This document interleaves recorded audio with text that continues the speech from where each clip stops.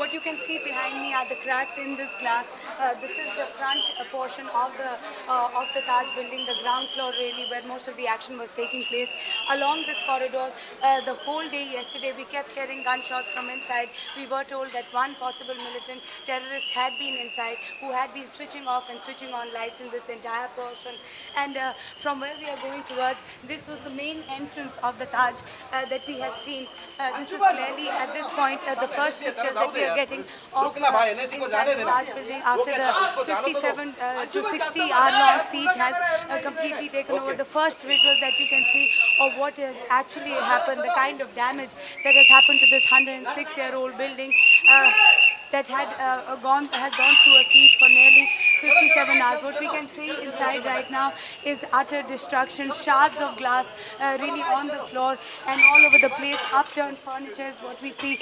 And really this has been the place from where we believe that two of the terrorists might have entered the building of the Taj. And here really these are the first pictures that we have seen of the front portion of the Taj. These were till now completely off. This area has been completely cordoned off. This has been the main area of operation yesterday. The ground floor as well as the front floor of the Taj building, which we had seen, and even now another view of the inside of the Taj building that had till now been completely locked. This was the portion where that one terrorist might have been holed up, and from here he kept moving between this floor and the top floor, and this is where we saw most of the firing yesterday really. But these are the first pictures really that are coming from the ground floor of the Taj building that has gone through this extensive damage. At this point, the security personnel really asking us to move away.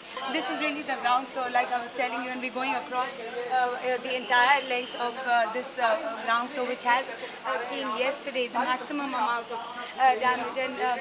And at this point, some of the clothes that might have been thrown out, this was possibly during the rescue operations that were conducted by the firemen the first night of this particular encounter when it had started. Again, if you see this glass completely shattered by the kind of gunfighting that we saw inside.